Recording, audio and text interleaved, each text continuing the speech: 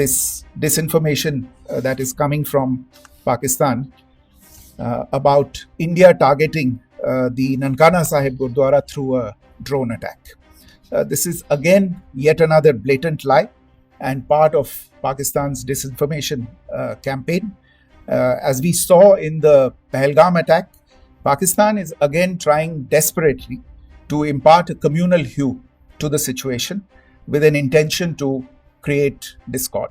Sir, I only want to know from you the status of Kartarpur corridor. Is it open or not? If you can. I think you're all aware of the situation along the entire India-Pakistan border and the areas around the line of control. In view of the existing security scenario, the services of the Kartarpur Sahib corridor have been suspended till further directions. We'll update you as and when there is a change in the situation. Pakistan made the preposterous and outrageous claim that it was the Indian Armed Forces and the Indian Air Force that was targeting cities like Amritsar and trying to put the blame on Pakistan. This is nothing but a desperate attempt by Pakistan to disown its acts of aggression, but it is also true to type in its effort to deceive and mislead the world. It will not succeed. The Gurdwara in Poonch in particular was attacked by Pakistan, and some local members of the Sikh community, including the Ragi of the Gurdwara, lost their lives in this incident, as I shared yesterday. TV पर आप इस हमले के चित्र देख सकते हैं. जहाँ तक IMF बेलआउट का सवाल है, आपको ज्ञान होगा कि IMF की आज मीटिंग हो रही है. हम वहाँ पे अपना पक्ष रखेंगे और जो हमारा मत है इन चीज़ों को लेके वहाँ पे साझा करेंगे दूसरे मेंबर्स के साथ. ये बोर्ड पे निर्भर है कि वहाँ पे क्या निर्णय होता है.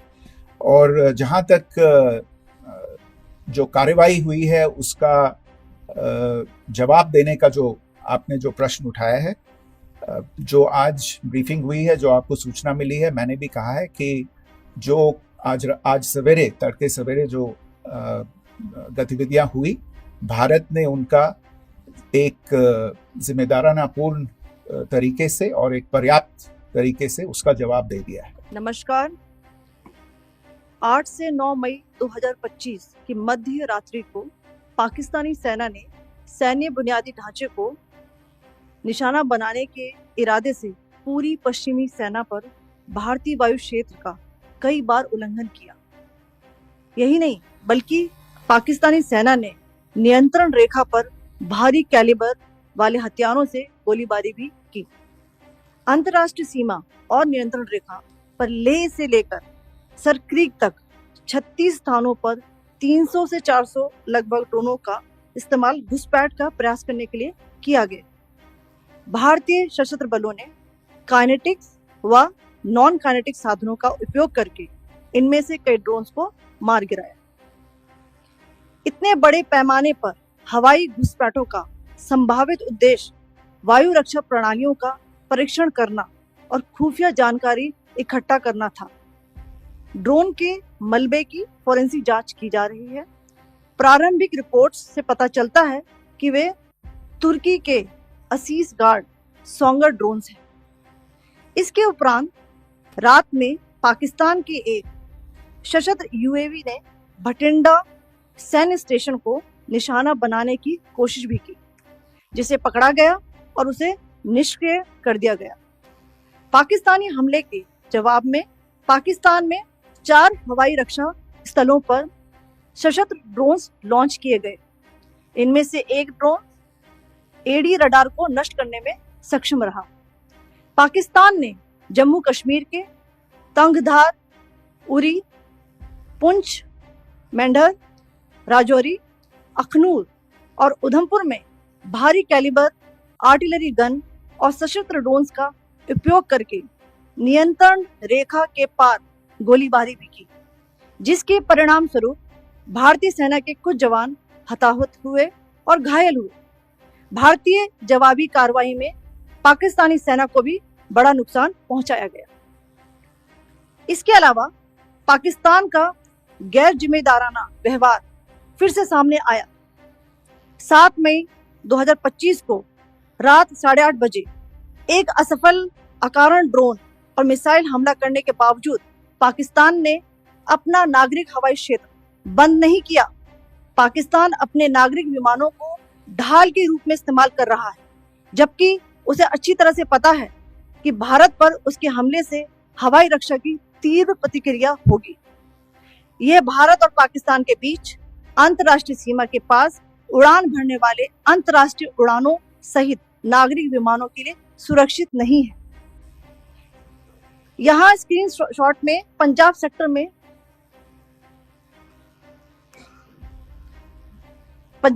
में हाई एयर डिफेंस अलर्ट स्थिति के दौरान एप्लीकेशन फ्लाइट रडार 24 का डेटा दिखाया गया है। जैसा कि आप देख रहे हैं यहाँ पर भारतीय पक्ष का हवाई क्षेत्र घोषित बंद के कारण नागरिक हवाई यातायात से पूरी तरह से रहित है। कराची और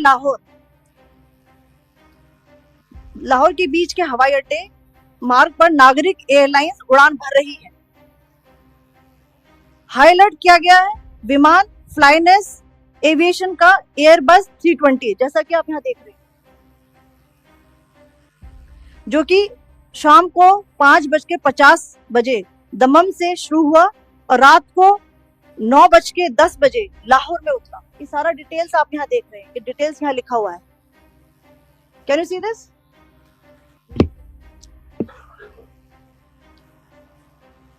भारतीय वायुसेना ने अपनी प्रतिक्रिया में काफी संयम दिखाया और इस प्रकार अंतरराष्ट्रीय नागरिक विमान सेवा की सुरक्षा सुनिश्चित की। धन्यवाद। जय हिंद। कल रात की पाकिस्तानी सेना की कायरतापूर्ण गतिविधियों से आपको कर्नल कुरैशी और विंग कमांडर सिंह ने पहले ही अवगत करा दिया गया है।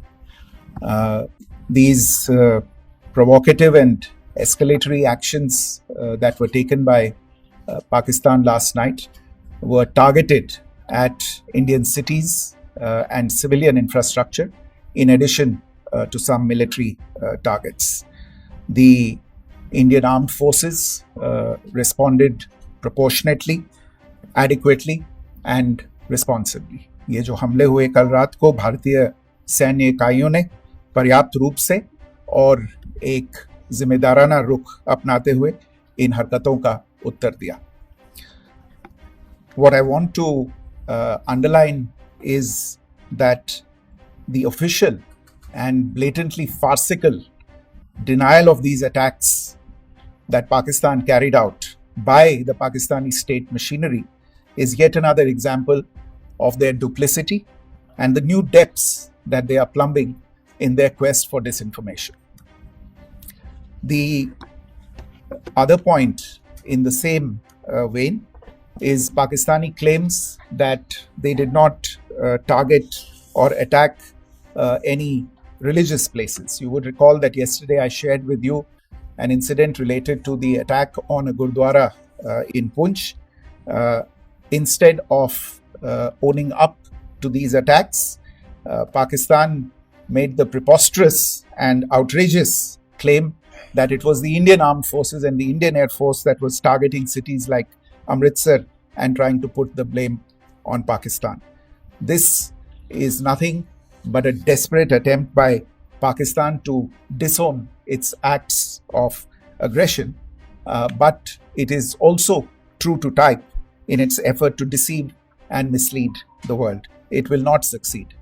The Gurdwara in Poonch in particular was attacked by Pakistan, and some local members of the Sikh community, including a Ragi of the Gurdwara, lost their lives in this incident, as I shared yesterday. TV पर आप इस हमले के चित्र देख सकते हैं. In addition, that we would attack our own cities is the kind of deranged fantasy that only the Pakistani state can come up with. Perhaps they do it because they are well versed in such action, as their history would show. The last point I wanted to make this evening is again this disinformation that is coming from Pakistan about India targeting the Nankana Sahib Gurdwara through a drone attack.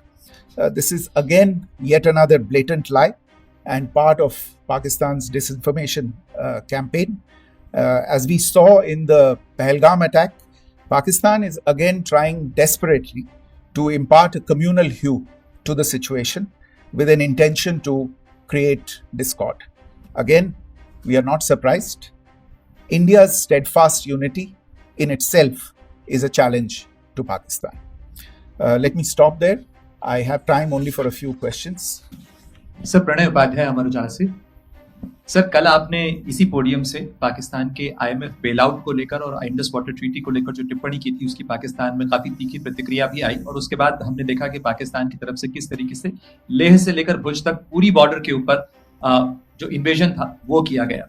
मौजूदा situation के अंदर पाकिस्तान के bailout package को लेकर और पाकिस्तान के attempts को लेकर आपका क्या असेसमेंट है? और दूसरा ये भी जानना चाहेंगे कि पाकिस्तान की तरफ से ये जो अटेम्प्ट किया गया था उसका भारत ने अभी तक उस तरीके का कोई जवाब नहीं दिया गया है, तो क्या भारत इसका जवाब देगा जो कार्रवाई हुई है बीते 24 घंटों में?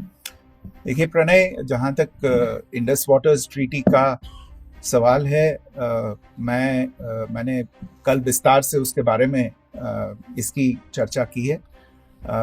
Indus waters treaty is in abeyance and as such I have nothing further to add to the decision that was announced by the Cabinet Committee on Security. जहाँ तक IMF bailout का सवाल है, आपको ज्ञान होगा कि IMF की आज मीटिंग हो रही है।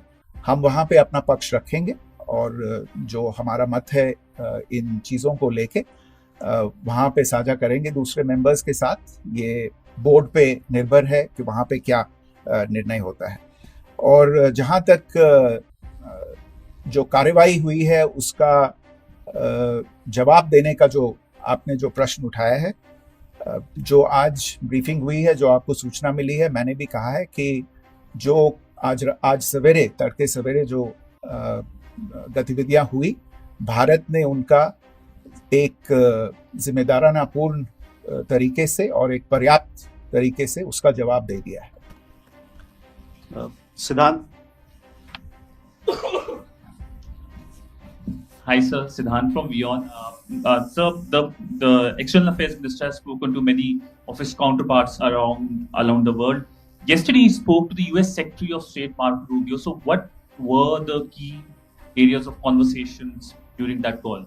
Yes, the minister had a conversation with the US Secretary of State. As you can imagine, the focus of discussions was the terrorist attack in Pahalgam and the response that India mounted after that on the 7th of